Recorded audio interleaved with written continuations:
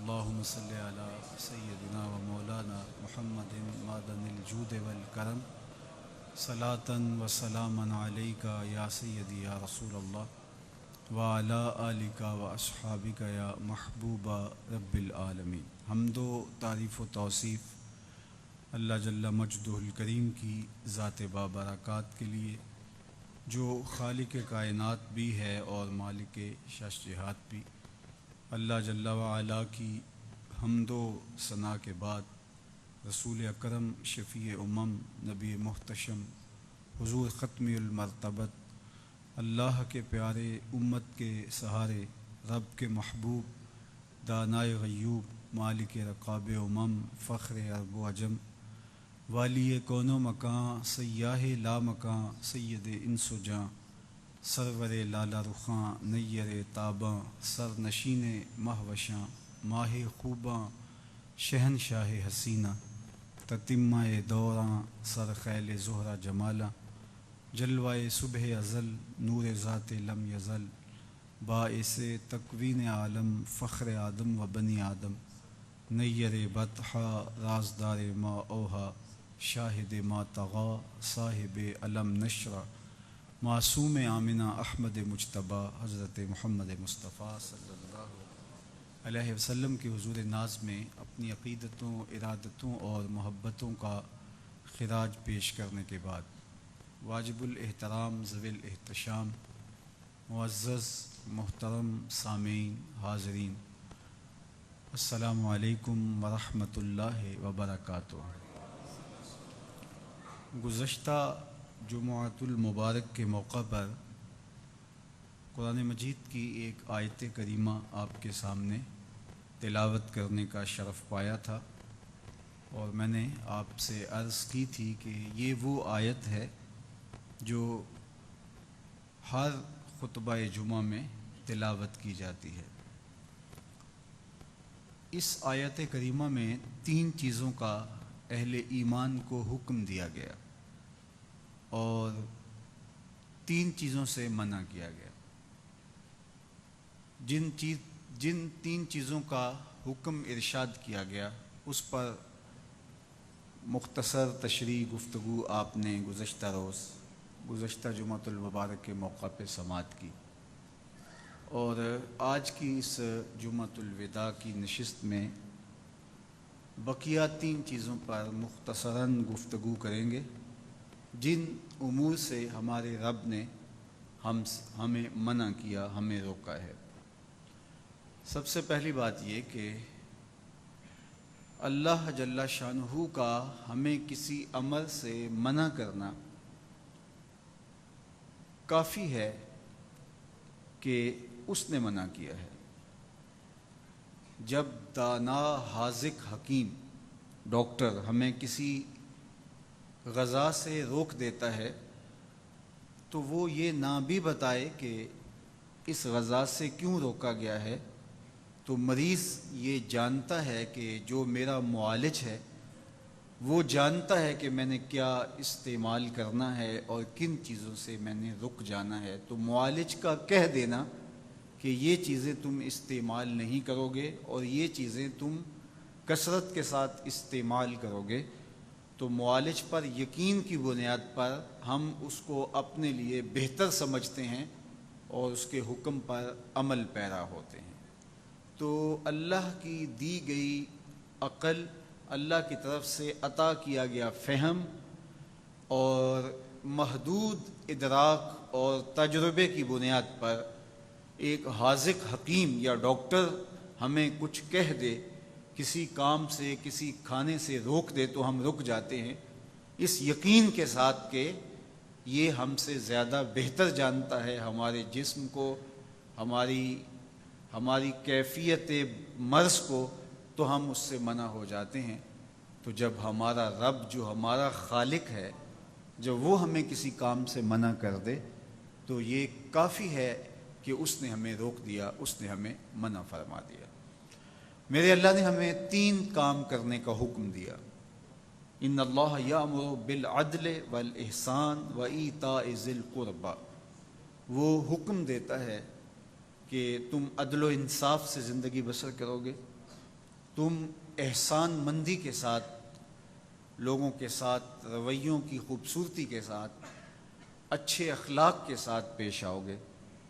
اور تیسرا کام کہ جو رشتہ دار ہیں ان کے ساتھ تم نے صلہ رحمی کرنا ہوگی اور ان کی ضروریات کا تم نے خیال رکھنا ہوگا۔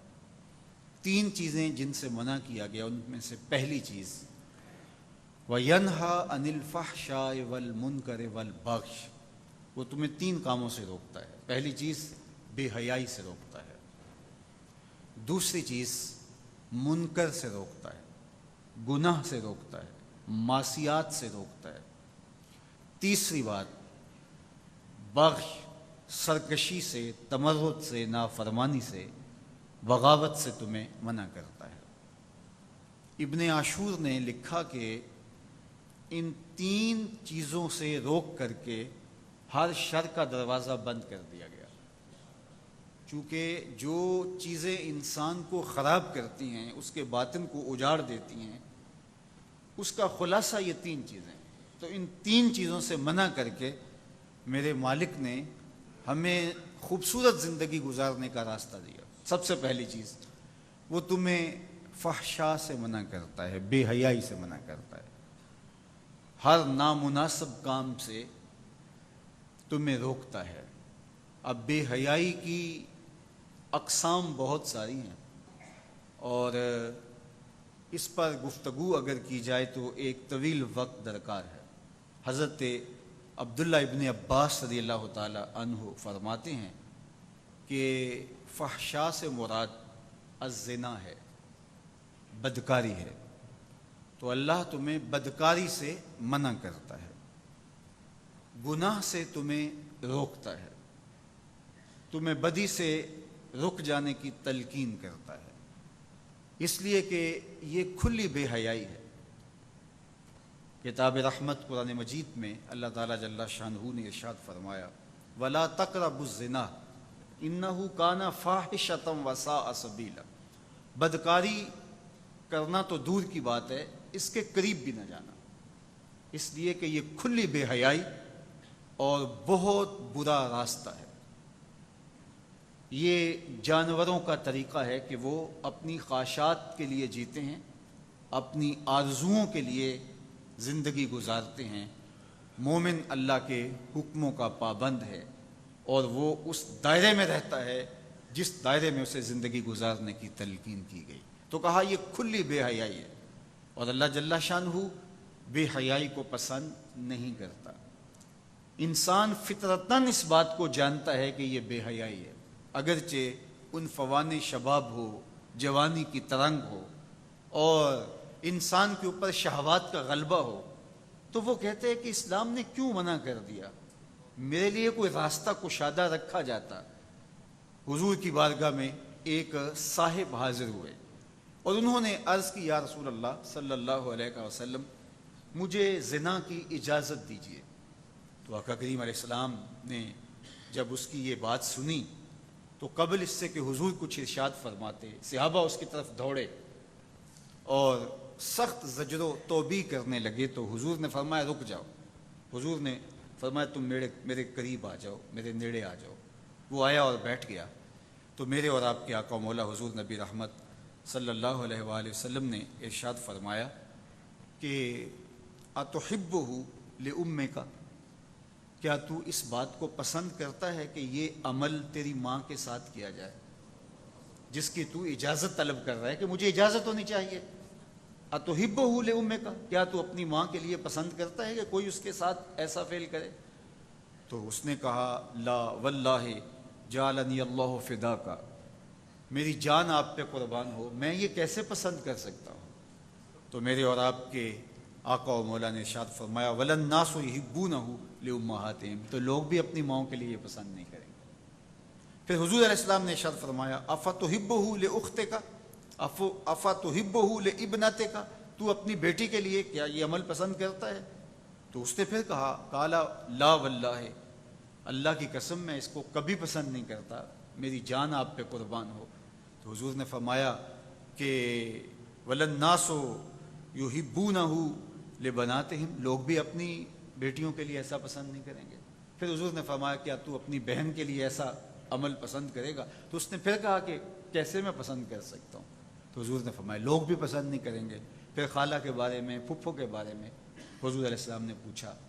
حکمت والے نبی کی نصیحت قطرہ قطرہ ٹپکتی رہی، اور وہ جو اس کے اوپر ایک سوار تھا، بدی کا جادو چڑھ گیا تھا، وہ اترتا رہا۔ تو حضور نے جب یہ 5 مرتبہ 5 سوال کیے تو اس نے ہر بار کہا لا، میں کیسے یہ چاہتا ہوں؟ تو اللہ کے محبوب علیہ الصلوۃ والسلام نے فرمایا پھر کوئی بھی نہیں چاہے گا۔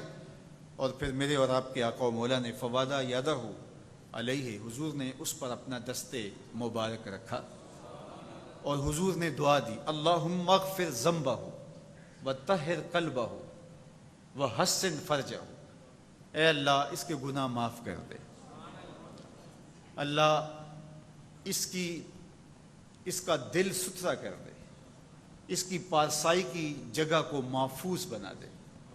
صحابہ فرماتے ہیں ہم نے پھر اس شخص کو مدینے کی گلیوں میں گھومتے دیکھا، وہ نظر اٹھا کر بھی نہیں دیکھتا۔ تو انسان کی طبع اس کو پسند نہیں کرتی۔ اللہ کے محبوب علیہ السلام نے ارشاد فرمایا، حضرت عبداللہ ابن مسعود رضی اللہ تعالی عنہ سے یہ روایت مروی ہے کہ اللہ جل شانہ نے ارشاد فرمایا کہ لا احد اغیر من اللہ عز وجل، اللہ سے زیادہ کوئی غیرت مند نہیں ہے، اللہ سب سے زیادہ غیرت مند ہے، اور اس کی غیرت کا تقاضا یہ ہے وَلِذَالِكَ حَرَّمَ الْفَوَاحِشَ مَا ظَهَرَ مِنْهَا وَمَا بَطَنَ، کہ اس نے بے حیائی کو چاہے وہ پوشیدہ طور پہ کی جائے یا اعلانیہ طور پہ کی جائے اس کو پسند نہیں کیا، اور اس سے اس نے منع کر دیا اور لوگوں کو روک دیا، حرام قرار دے دیا، اس لیے کہ وہ خود غیرت مند ہے۔ غیرت مند مالک غیرت کا سبق دیتا ہے اپنی مخلوق کو، اور انسانی فطرت کے اندر یہ بات رکھی ہے کہ یہ عملے کبھی میں کیسے کر سکتا ہوں، اور اگر اس کی طبع کے اندر یہ بات آئی کہ میرے جذبات ہیں اور مجھے اس کی چھٹی ہونی چاہیے، تو حضور نے کتنی حکمت سے سمجھایا پھر یہ چھٹی لوگوں کو بھی ہونی چاہیے، یہ چھٹی باقی لوگوں کو بھی ہونی چاہیے۔ فرمایا توفو افو توفو نساؤکم، تم پاک دامن بن جاؤ، تمہاری عورتیں بھی پاک دامن ہوں۔ اگر تم کسی کی آبرو اجاڑو گے تو یہ مت سمجھنا کہ تمہاری آبرو سلامت رہے گی۔ من زنا زنیا بہی ولو بہی تان دارے ہی، جس نے بدکاری کی یہ عمل اس کے گھر کو بھی لوٹے گا اگرچہ وہ دیواریں اونچی اونچی کیوں نہ کر دے۔ تو یہ تو ایک مکافات عمل ہے، گندم از گندم برو جو سے جو از مکافات عمل غافل مشو۔ اللہ کے محبوب علیہ السلام نے اس کو بڑا گناہ قرار دیا، اکبر الکبائر میں سے اس کو شمار کیا، بلکہ حضور علیہ السلام سے جب پوچھا گیا کہ حضور سب سے بڑا گناہ کون سا ہے، تو آقا کریم علیہ الصلوۃ والسلام نے فرمایا کہ سب سے بڑا گناہ یہ ہے کہ ان تجعل للہ ندا، کہ تو اللہ کے ساتھ کسی کو شریک ٹھہرائے، وہو خلقک، حالانکہ اس نے تجھے پیدا کیا، تجھے تخلیق کیا، اور تو اس کا شریک بنا کے بیٹھ جائے، کہا یہ سب سے بڑا گناہ ہے۔ تو راوی نے عرض کی کل تو ثم ایو، حضور پھر اس کے بعد؟ تو آقا کریم نے فرمایا ثم ان تقتل ولدک خشیۃ ان یطعم معک، تو بچے کو اس لیے قتل کر دے کہ یہ کس طرح میں اس کو پال سکوں گا، بچے کو ضائع کر دینا، اس کو قتل کر دینا جس طرح کہ وہ کرتے تھے اس زمانے کے اندر، اور آج بھی اس کے قتل کے بہت سارے طریقے موجود ہیں۔ آج باقاعدہ محکمہ جات موجود ہیں جو یہ سبق دیتے ہیں کہ اگر بچے زیادہ ہوئے تو تم ان کو پال نہیں سکو گے۔ اللہ فرماتا ہے نحن نرزقکم وإیاہم، ہم تمہیں بھی رزق دیتے ہیں ان کو بھی دیں گے۔ تم کتنا کھا لیتے ہو؟ میں نے افریقہ کے جنگل میں شیر کو ناشتہ کرتے دیکھا ہے، پورا ہرن چاٹ جاتا ہے، اور یہاں ایک پاؤ گوشت سے سارے گھر کے افراد سیراب ہو کے رج کے کھا لیتے ہیں، اور وہ ہزاروں شیر روزانہ ناشتہ بھی کرتے ہیں، دوپہر کا کھانا بھی لیتے ہوں گے۔ اللہ سب کو دیتا ہے، ہاتھی کتنا لیتا ہے، کہا ہم تمہیں بھی دیتے ہیں، آنے والے کو بھی دیں گے، اس کا ڈر نہ کرنا۔ تو کہا کہ یہ بہت بڑا گناہ ہے۔ تیسری بات جب حضور سے پوچھی گئی سما یہ حضور تیسری بات کیا قال تو حضور نے فرمایا ان تزانیہ بحلیلۃ جارک آپ ہمسائے کی بیوی کے ساتھ بدکاری کریں تو یہ بڑے گناہوں میں سے ہمسایہ ماں جائے کی طرح ہوتا ہے اس کی دیوار سانجھی ہوتی ہے اس کی عزت سانجھی ہوتی ہے اور اگر کوئی شخص طاق میں رہے اور ہمسایوں کے گھر گھس کے ان کی آبرو ریزی کر دے تو یہ 3 بڑے گناہ جو ہیں ان میں سے ایک بڑا گناہ اللہ کے محبوب علیہ السلام نے ارشاد فرمایا۔ تو ہمارے رب نے ہمیں برائی سے منع کیا ہے۔ ایک معنی تو اس کا یہ ہے بدکاری، دوسرا معنی اس کا شراب نوشی ہے، یہ بھی فحش ہے، اور اللہ تعالیٰ قرآن مجید میں ارشاد فرمایا وَلَا تَقْرَبُوا الْفَوَاحِشَ مَا ظَهَرَ مِنْهَا وَمَا بَطَنَ، فحش کام کے قریب نہ جانا، وہ اعلانیہ طور پہ کرو یا وہ مخفی طور پہ کرو۔ تو مفسرین نے لکھا کہ جو بدکاری ہے وہ مخفی فحش ہے اور شراب نوشی یہ اعلانیہ فحش ہے۔ شراب نوش جو ہے وہ چھپ نہیں سکتا، بدکار بعض اوقات ایک مدت کے لیے چھپ جاتا ہے، لیکن یہ بات ذہن میں رکھیے کہ جو بدکار ہے وہ دنیا کے اوپر رسوا ضرور ہوتا ہے، اس کے چہرے کا نور چھین لیا جاتا ہے اور اس کے اوپر مصیبتیں مسلط کر دی جاتی ہیں اور اللہ کے قہر و غضب کا شکار ہوتا ہے، اس کی دعائیں قبول نہیں ہوتی، نیک لوگوں کے حصے لوگوں کی دعاؤں سے اس کا حصہ نکال لیا جاتا ہے، لیکن بہرحال ایک مدت کے لیے چھپ جاتا ہے۔ لیکن شرابی اپنے جرم کو نہیں چھپا پاتا، تو کہا کہ جو مخفی جرم ہے وہ بدکاری ہے، اور جو ارشاد فرمایا قرآن نے کہ جو ظاہر جرم ہے تو فرمایا اس سے مراد جو ہے وہ الخمر ہے، شراب ہے، اور ہر نشہ دینے والی چیز سے حرام کی حرمت آئی، کل مسکر خمر و کل خمر حرام، فرمایا ہر نشہ آور چیز شراب ہے اور ہر شراب حرام قرار دے دی گئی ہے۔ اب یہاں بھی لوگ دلیلیں لے کے بیٹھ جاتے ہیں، میاں وہ بھی ایک مشروب ہے، اس سے کیا فرق پڑتا ہے؟ میاں جب رب نے کہہ دیا تو بات ختم ہو گئی۔ ایک یہودی کے پاس ایک مسلمان مہمان ٹھہرا تو اس نے انگور پیش کیے تو اس نے بڑے شوق سے لیے، تو تھوڑی دیر کے بعد وہ شراب لے آیا، اس نے کہا استغفر اللہ میں مسلمان ہوں، میں شراب نہیں لیتا۔ تو اس نے ہنس کے کہا کہ یہ جو انگور آپ نے کھائے ہیں شراب اسی سے کشید ہوتی ہے۔ تو اس مسلمان نے کہا کہ آپ کی اہلیہ کدھر ہے؟ تو وہ اپنی اہلیہ کو بلا لایا، تو کہا آپ کی کوئی اولاد بھی ہے؟ کہا ہاں میری بیٹی ہے، کہا اس کو بھی بلا لاؤ، تو اس کو بھی بلا لایا۔ جب دونوں آ کھڑی ہوئی تو کہا کہ یہ حلال ہے تیرے لیے اور یہ بیٹی اسی کی ہے اور یہ حلال نہیں ہے۔ تو جب اس یہودی نے یہ بات سنی فقال اشہد ان لا الہ الا اللہ وحدہ لا شریک لہ واشہد ان محمدا عبدہ ورسولہ۔ کہا اتنی خوبصورت دلیل، اتنی خوبصورت دلیل، کہا انگور سے شراب نکلی ہے تو شراب حرام کیوں، انگور حلال کیوں؟ تو کہا مجھے یہ بتاؤ کہ تمہاری بیوی تمہارے لیے حلال ہے، تمہاری بیٹی تمہارے لیے حرام کیوں؟ کہا بات سمجھ میں آ گئی۔ تو میرے رب نے بعض کا تو اس کی حکمتیں ہمارے علم میں نہیں ہوتی ہیں، اور حکمت نہ جاننے کی وجہ سے ہم کہتے ہیں کہ یار یہ بات سمجھ میں نہیں آتی۔ یہی تو ہمیں بتایا گیا کہ جو سمجھ میں آئے اس کو بھی ماننا ہے، جو نہیں سمجھ میں آئے اس کو بھی ماننا ہے۔ ہم جنت کو مانتے ہیں نا، دیکھا ہے، یار رب کو مانتے ہیں، دیکھا ہے، وہ سمجھ میں آتا ہے، تو دل میں تو آتا ہے، سمجھ میں نہیں آتا۔ میں جان گیا بس تیری پہچان یہی ہے۔ ہم تو سب سے بڑی حقیقت کو بغیر دیکھے مانتے ہیں، بغیر سمجھے مانتے ہیں۔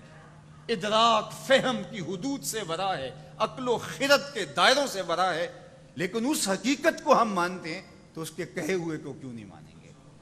تو کہا اس سے مراد شراب ہے جو ظاہری فحش کام ہے، اور میرے اور آپ کے آقا و مولا حضور نبی رحمت صلی اللہ علیہ وآلہ وسلم نے ارشاد فرمایا الخمر جماع الاسم، شراب سارے گناہوں کی جڑ ہے۔ شراب اگر کوئی شخص پینے لگ جائے تو وہ بدکاری بھی کرے گا، وہ اور بھی گناہ کرے گا، قتل نفس پہ بھی آمادہ ہوگا، تو سارے گناہوں کی جڑ ہے، رجس ہے، ناپاک ہے، سراسر ناپاک ہے۔ ایک زمانے میں یہاں ایک اعلیٰ انتظامیہ افسر تھے، تو وہ آئے تو انہوں نے کوئی شراب کی چالو بھٹیاں یہاں سے گجرانوالہ سے کسی زمانے میں پکڑی، تو تو وہ بڑے غصے میں تھے اور کہنے لگے کہ وہ دوسرے مذہب کے لوگ تھے، غیر مسلم تھے، مسلمان نہیں تھے، جن کی بیٹیاں تھیں، تو وہ بہت بدتمیزی کرتے تھے۔ میں نے کہا کیا ہوا؟ کہتے وہ شراب نکالتے اور پھر ان کے اندر پیشاب کرتے۔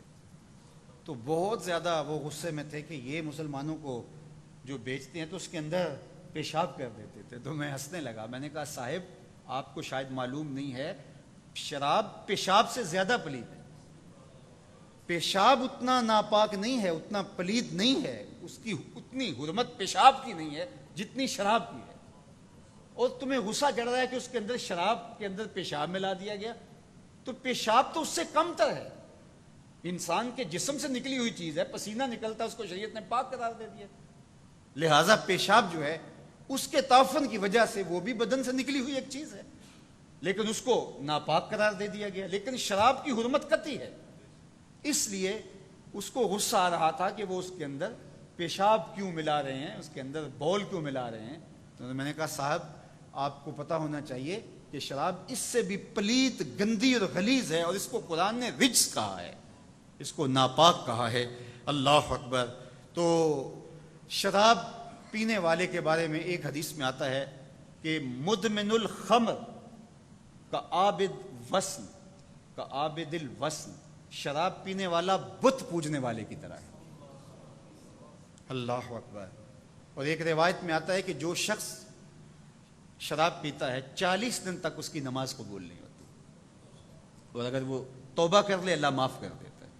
دوسری مرتبہ اگر وہ شراب پیے تو پھر 40 دن توبہ قبول نہیں ہوتی، اور توبہ کر لے تو اللہ معاف کر دیتا ہے۔ تیسری مرتبہ کرے اور پھر توبہ کر لے اللہ معاف کر دیتا ہے۔ چوتھی مرتبہ اگر وہ شراب پیے تو حدیث پاک میں آتا ہے، اللہ فرماتا ہے کہ میں نے عہد کیا ہے کہ اس کو، اللہ اکبر، یہ دیکھو کتنی سخت بات ارشاد فرمائی، کہا کہ میں نے عہد کیا ہے کہ اس کو طینۃ الخبال پلاؤں گا۔ یہ میرا عہد ہے، جو چوتھی مرتبہ بھی باز نہیں آیا اس کو طینۃ الخبال پلاؤں گا۔ صحابہ نے پوچھا یا رسول اللہ یہ طینۃ الخبال کیا ہے؟ فرمایا جہنمیوں کے زخموں کا بدبودار پانی ہے، یہ اس کو پلایا جائے گا، اور اس کو ضرور پلایا جائے گا، ہر صورت میں اس کو پلایا جائے گا۔ پہلی مرتبہ، دوسری مرتبہ، تیسری مرتبہ، 40 دن تک نماز قبول نہیں، اور چوتھی مرتبہ بھی اگر وہ باز نہیں آتا تو کہا کہ میں نے پھر عہد کیا ہے کہ اس کو طینۃ الخبال پلاؤں گا۔ اللہ محفوظ رکھے اور اپنی خاص پناہوں میں اور اپنی کرم نوازیوں سے مالا مال رکھے۔ شراب پینے والا ہو یا کوئی بھی نشہ کرنے والا ہو، علماء نے لکھا کہ جو نشہ کرنے والا ہو اس کی کم از کم سزا یہ ہے کہ مرتے ہوئے اسے کلمہ نصیب نہیں ہوتا۔ نشہ کرنے والے کے منہ پہ کلمہ نہیں آتا، یہ کھلی بے حیائی قرار دی گئی۔ اللہ اکبر۔ تیسری بات، فحش سے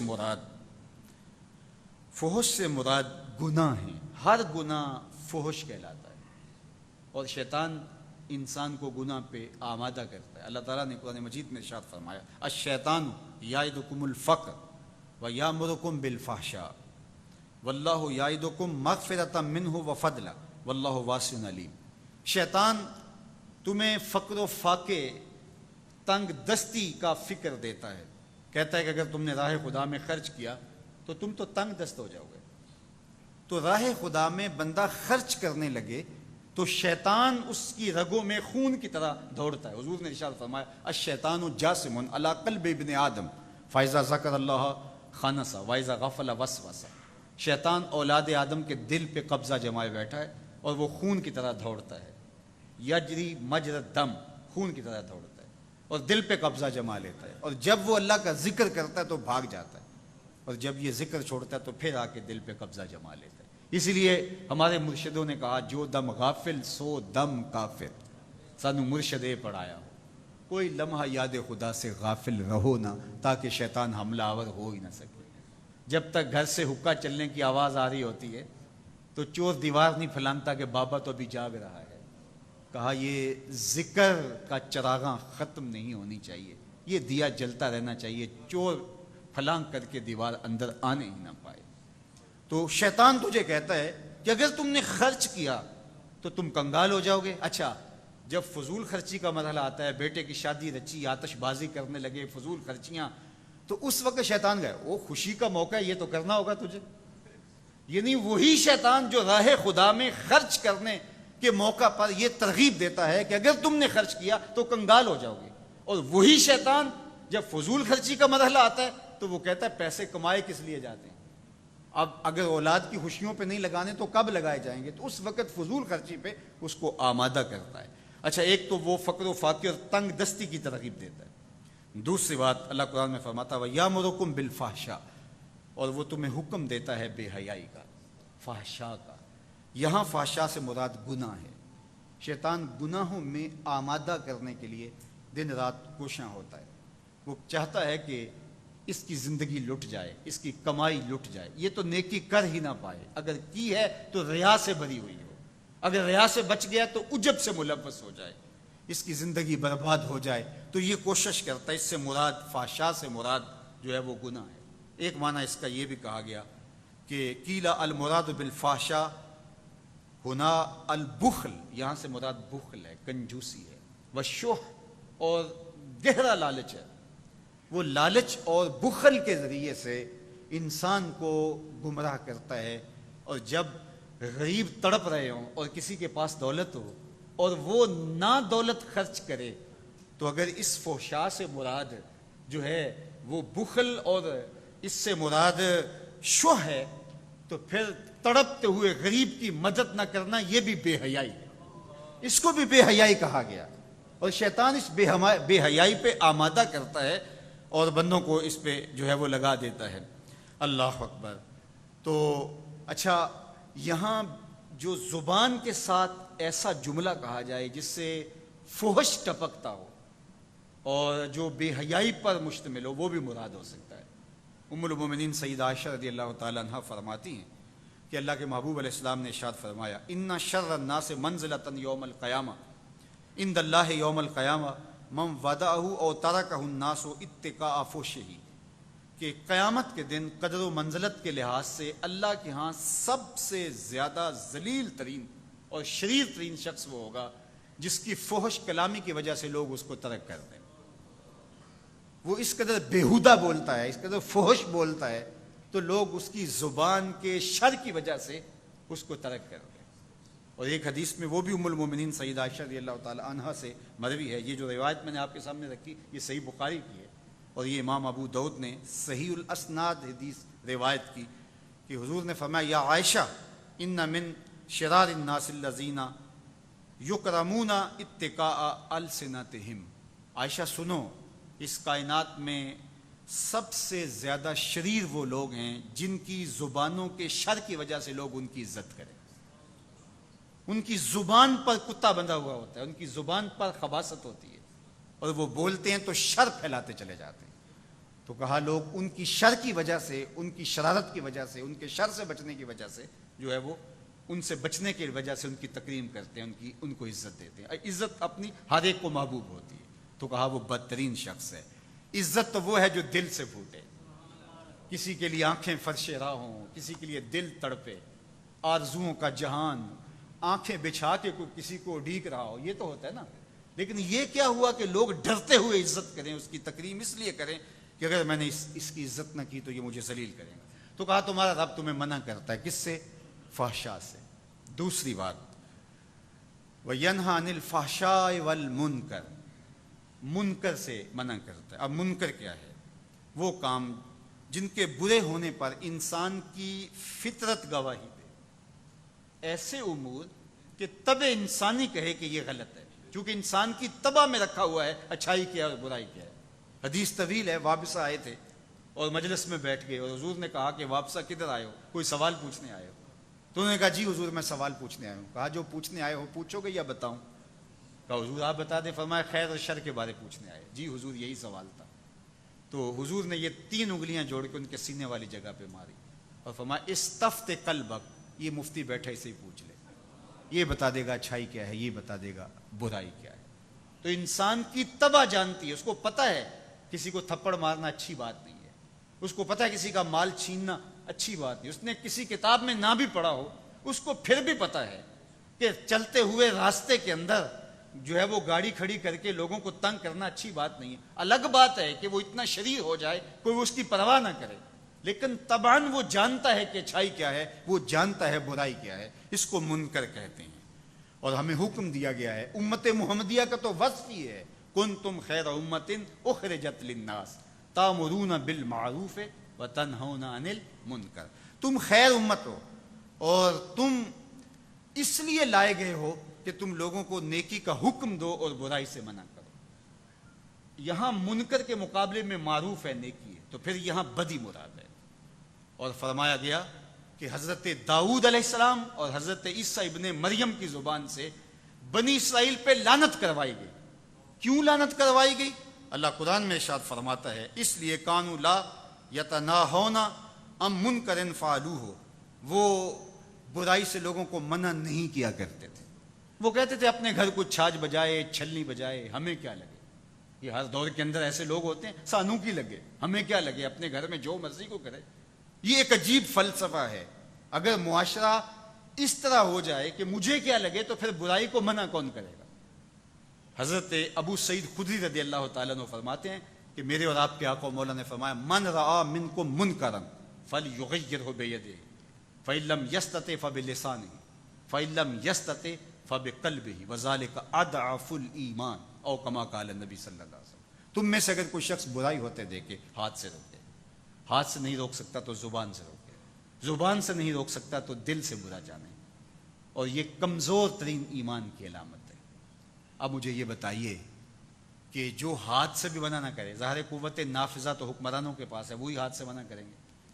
اور علماء، اساتذہ، والدین، بوڑھے بزرگ، معاشرے کے ذمہ دار یہ واعظ سے، تلقین سے، بات کر کے زبان سے منع کریں گے. اور تیسری بات کہ ایسے حالات پیدا ہو جائیں کہ کہا بھی نہ جا سکے تو کم از کم یہ ہے کہ دل سے برا جانا. اور اگر کوئی شخص دل سے بھی برا نہیں جانتا تو وہ کھڑا کہاں ہے. میرے اور آپ کے آقا مولا نے یہاں ایک بڑی خوبصورت مثال دی. حدیث پاک میں آتا ہے کہ آقا کریم علیہ السلام نے ارشاد فرمایا کہ کچھ لوگ کشتی پہ سوار تھے اور اس کی دو منزلیں، ایک اوپر والی منزل میں اور نیچے والی منزل میں بیٹھ گئے. ہر ایک نے اپنی اپنی جگہ طے کر لی. اب اوپر والی منزل والے پانی سے بہت دور ہیں اور نیچے والے پانی کے بہت قریب ہیں. اب نیچے والوں نے اپنی جگہ پہ ساتھ سوراخ کرنا شروع کر دیا، کشتی توڑنی شروع کر دی. اور اوپر والے اگر سوچیں کہ یہ اپنی منزل میں کر رہے ہیں اور جو مرضی کرے ہمیں کیا لگے، سانوں کی لگے، اپنے کار کو چھج بجائے یا چھلنی ہمیں کیا لگے. تو میرے اور آپ کے آقا و مولا فرماتے اگر وہ اوپر سے نیچے اتر کے ان کا ہاتھ نہیں پکڑتے، ان کو روکتے نہیں ہیں، تو حضور علیہ الصلوۃ والسلام نے ارشاد فرمایا فَإِن يَتْرُكُوهُمْ وَمَا أَرَادُوا هَلَكُوا جَمِيعًا، تو سارے کے سارے ڈوب جائیں گے. یہ جو نہیں کر رہے شامل نہیں ہے اس جرم کے اندر، ڈوبیں گے وہ بھی. اور اگر وَإِنْ أَخَذُوا عَلَىٰ أَيْدِيهِمْ نَجَوْا وَنَجَوْا جَمِيعًا، اور اگر یہ ان کا ہاتھ پکڑ دیتے ہیں تو یہ خود بھی بچیں گے اور وہ بھی بچ جائیں گے. تو معاشرے کے اندر ایسے لوگ ہونے چاہیے جو برائی سے منع کریں اور نیکی کا حکم دیں. کڑوا بھی لگے، جب کسی کو کسی کام سے روکا جاتا ہے وہ کڑوا تو لگتا ہے. سکے بیٹوں کو، سکی بیٹیوں کو بعض چیز اچھی نہیں لگتی، شاگردوں کو، مریدین کو بعض چیز اچھی نہیں لگتی. یہ ہمیں کیوں کہا جا رہا ہے؟ تو لیکن جو جانتا ہوتا ہے اس کی ذمہ داری میں شامل ہوتا ہے، اس نے کہنا ہوتا ہے. تو آپ باپ ہیں، آپ استاد ہیں، آپ مبلغ ہیں، آپ دائی ہیں، آپ مرشد ہیں، آپ کسی بھی منصب پہ ہیں، تو آپ یہ نہ دیکھیں کہ میں کہوں گا تو یہ کیا کہیں گے. کبھی ایسا ہوتا ہے کہ کسی کی شر اتنی بڑھ جائے کہ بندہ پھر کہنا چھوڑ دیتا ہے، لیکن یہ کبھی کبھار کوئی خاص لوگوں کے ساتھ رویہ ہوتا ہے. عمومی طور پہ ہمیں ہر صورت میں کہتے رہنا چاہیے. تو ہمیں اس کا حکم دیا گیا اور اس کا ارشاد کیا گیا کہ ہم لوگوں کو نیکی کا حکم دیں اور برائی سے منع کریں. تیسری چیز قرآن نے جو کہی، والبغی، اور سرکشی سے، نافرمانی سے اور بغاوت سے اللہ تمہیں منع کرتا ہے. وہ نہیں چاہتا کہ تم باغی کہلاؤ، نہ سلطان عادل کے باغی کہلاؤ اور نہ تم اپنے رب کے باغی کہلاؤ. جو تمہارا رب ہے، جس نے تمہیں زندگی دی ہے، اس کے حکموں کو تم توڑ دو اور اپنی خواہشات اور اپنی آرزوؤں کے غلام بن جاؤ. تمہارا رب یہ نہیں چاہتا. وہ چاہتا ہے کہ تم بغض اور سرکشی کے ساتھ نہیں بلکہ تم اللہ کی فرما برداری کے ساتھ زندگی گزارو۔ اور جو شخص بغاوت سے اپنی زندگی گزارتا ہے، ایک حدیث پاک میں آتا ہے، حضور نبی رحمت صلی اللہ علیہ وآلہ وسلم نے ارشاد فرمایا، ما من ذنب اجدر ان یعجل اللہ لصاحبہ العقوبہ فی الدنیا، کہ وہ گناہ جس کی سزا اللہ آخرت میں دیتا ہے لیکن دنیا میں بھی جلدی دیتا ہے، وہ سزا ما یدخر له فی الآخرہ، آخرت میں بھی اس کی سزا پڑی ہوتی ہے، وہاں بھی اس نے رسوا ہونا ہوتا ہے لیکن دنیا پر بھی ہوتا ہے، وہ کیا ہے؟ کہا کہ مثل البغی و قطیعۃ الرحم، یعنی بہت سارے لوگوں کو سزا ملتی ہے دنیا پر بھی، جس طرح ماں باپ کا نافرمان بھی ہے، خیانت کرنے والا بھی ہے، اور بھی بہت سارے احادیث میں آتے ہیں، لیکن جتنی سخت سزا ان دو لوگوں کو ملتی ہے، جو قطع رحمی کرتا ہے اور جو بغاوت کرتا ہے، آخرت میں تو سزا ان کو ہوتی ہی ہوتی ہے، ان کو دنیا پر بھی سزا ملتی ہے۔ جو قطع رحمی کرتا ہے بالآخر وہ تنہا رہ جاتا ہے، اسی طرح جو بغاوت کرتا ہے، سرکشی کرتا ہے، ہمیشہ نافرمانی کرتا ہے، ایک دن وہ تنہا رہ جاتا ہے اور ذلت اس کا مقدر بن جاتا ہے۔ تو ہمیشہ اللہ تعالیٰ کی فرما برداری کو شعار زندگی بناؤ۔ یعظکم لعلکم تذکرون، تمہارا رب تمہیں حکم دیتا ہے اچھائی کرنے کا، اور نیکی کی تلقین کرتا ہے، گناہ سے بچنے کا حکم دیتا ہے۔ کیوں؟ تاکہ تم نصیحت پکڑو، تم صالحیت کے اجالوں سے مالا مال ہو جاؤ۔ تو ہمارا رب ہمیں 3 چیزوں سے روکتا ہے، فحشاء سے، بدی سے، اور یہ پہلے نمبر پہ یہ چیز رکھی گئی کہ تمہارے رویے میں فحش، بے حیائی نہیں ہونی چاہیے۔ جب بے حیائی کسی قوم کے اندر پیدا ہو جاتی ہے تو پھر سمجھو کہ قیامت قائم ہونے والی ہے۔ اور بے حیا باش ہر چہ خواہی کن، جب بے حیا بندہ ہو جائے پھر جو مرضی کرے۔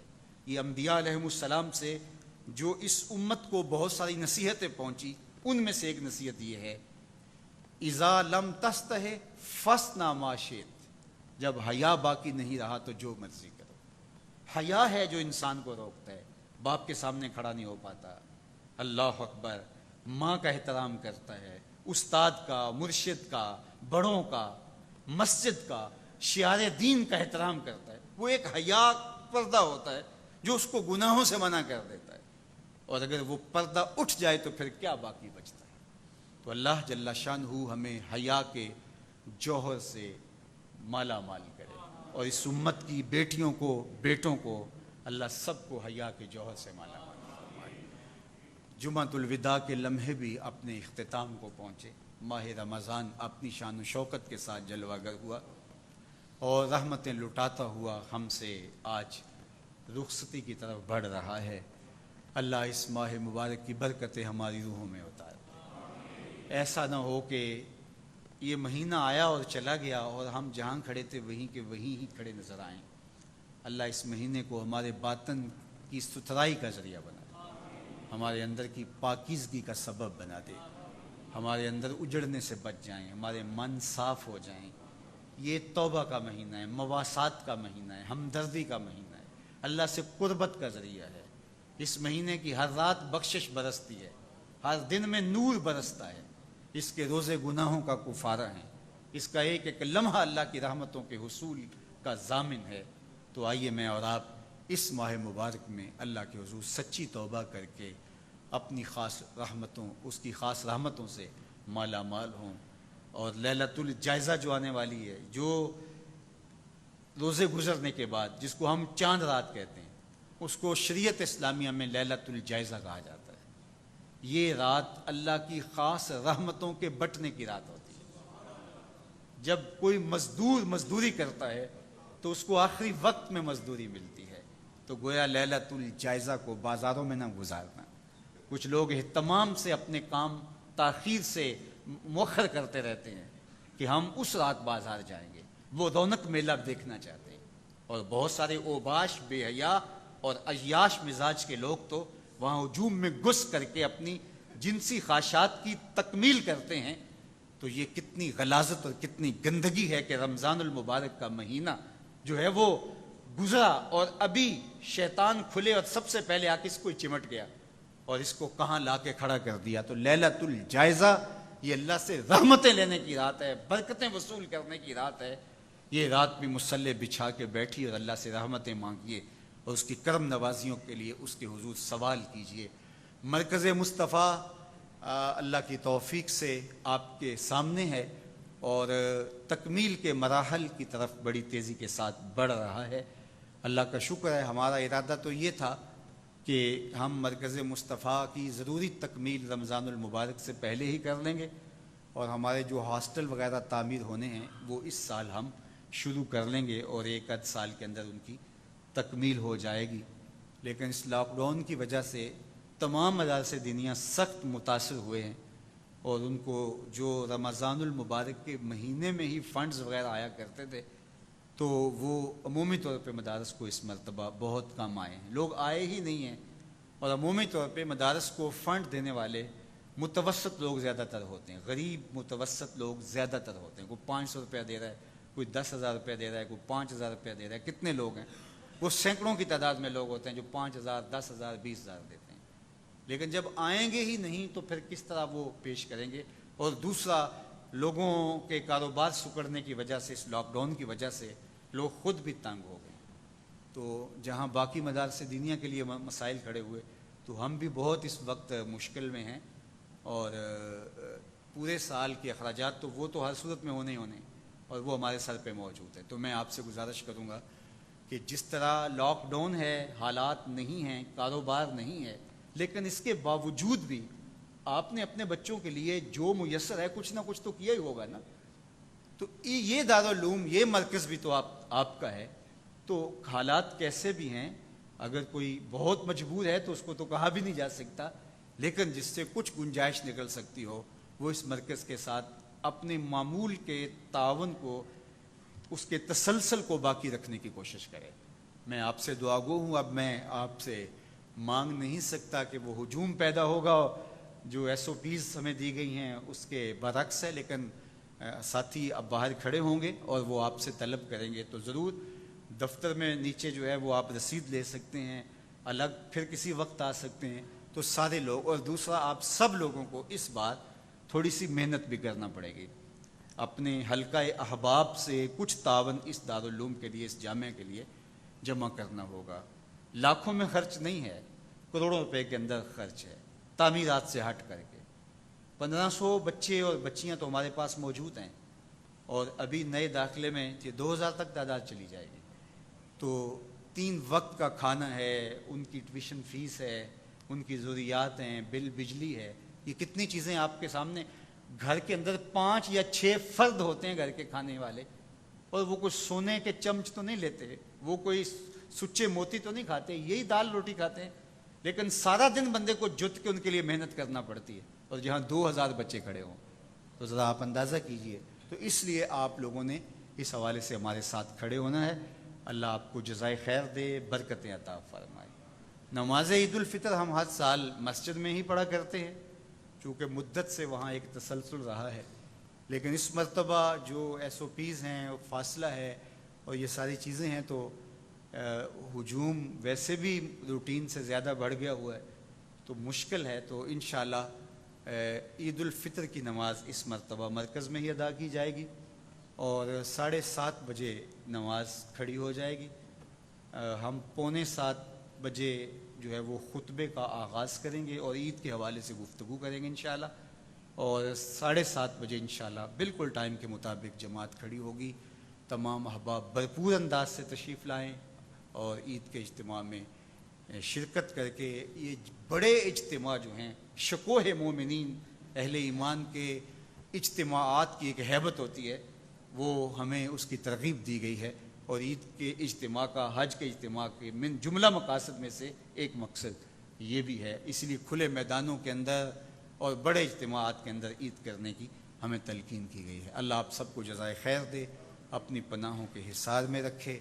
الحمدللہ رب العالمین والصلاة والسلام علی اشرف الانبیاء والمرسلین.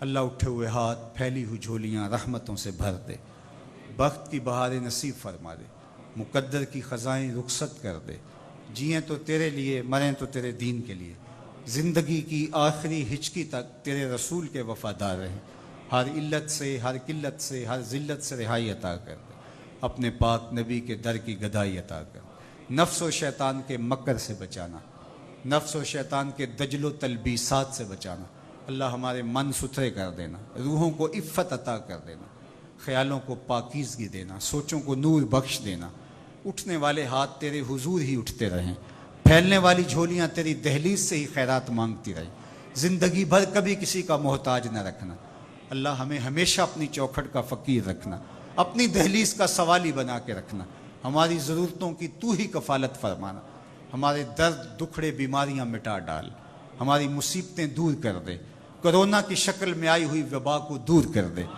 اللہ پوری امت کو، پوری انسانیت کو اس وبا سے نجات عطا کر دے، سسکتے لوگوں پہ رحم فرما، اللہ میرے پاکستان کی خیر فرما، عرض وطن کے چپے چپے کی خیر فرما، اللہ وطن عزیز کو معیشت کا جمال عطا کر دے، معاشرت کا نور عطا کر دے، ہماری نظریاتی اور جغرافیائی سرحدوں کی حفاظت فرما، اللہ دور و نزدیک سے یہ جتنے لوگ اجتماعات جمعہ میں، دیگر مواقع پہ مرکز کے ساتھ فکری طور پہ، روحانی طور پہ وابستہ ہیں، جڑے ہوئے ہیں، اے اللہ ان سب کی دنیا آخرت بہتر فرما، اللہ انہیں کبھی دنیا میں زندگی میں کبھی رسوا نہ ہونے دینا، ہمیشہ سرخرو، بامراد، کامیاب اور کامگار رکھنا، اللہ ان کے گھروں میں برکتیں ڈالنا، اس اجتماع جمعہ کی برکتیں واپس گھروں میں پہنچنے سے قبل ان کے گھروں تک پہنچا دیں، اللہ ان کو شعور کی دولت، فکر کی دولت، رحمتوں کی دولت، اپنی کرم نوازیاں،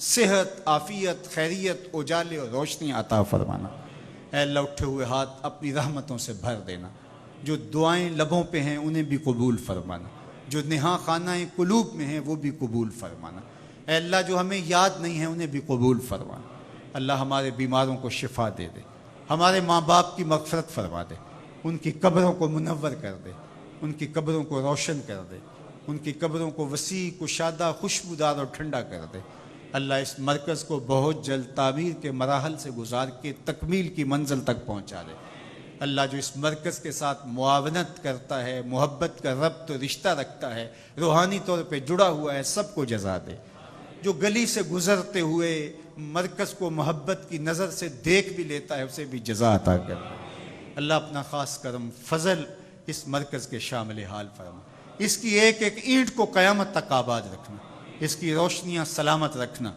اس کو خوشبوؤں کا گہوارہ بنا کے رکھنا، اس کو روشنیوں کا منبع بنا کے رکھنا، اس کے دم سے اجالے پھوٹتے رہیں، ہماری نسلوں کو اس مرکز کی خدمت کی توفیق دینا، اپنا خاص کرم فضل امت مسلمہ کا مقسوم کر دینا، اللہ تو کریم ہے، کشمیر کے مظلوموں کی مدد فرما، فلسطین کے دکھیوں کی مدد کر دے، اللہ سیریا کے مظلوموں کی نصرت فرما، جہاں جہاں امت ظلم اور جبر کی باہوں میں کسی قرار یا نجات عطا کر دے، بٹکے ہوئے آہو کو پھر سوئے حرم لے چل، اس شہر کے خوگر کو پھر وسعت صحرا دے، میں بلبل نالہ ہوں اس اجڑے گلستان کا، تاثیر کا سائل ہوں محتاج کو داتا دے، اللہم اید الاسلام والمسلمین، اللہم اعز الاسلام والمسلمین، اللہ ہمارا خاتمہ ایمان پہ کرنا، زندگی اسلام پہ، موت ایمان پہ، ہماری نسلوں کو راہ دین پہ گامزن رکھنا، اللہ ہم سب کو اپنی پناہیں دینا،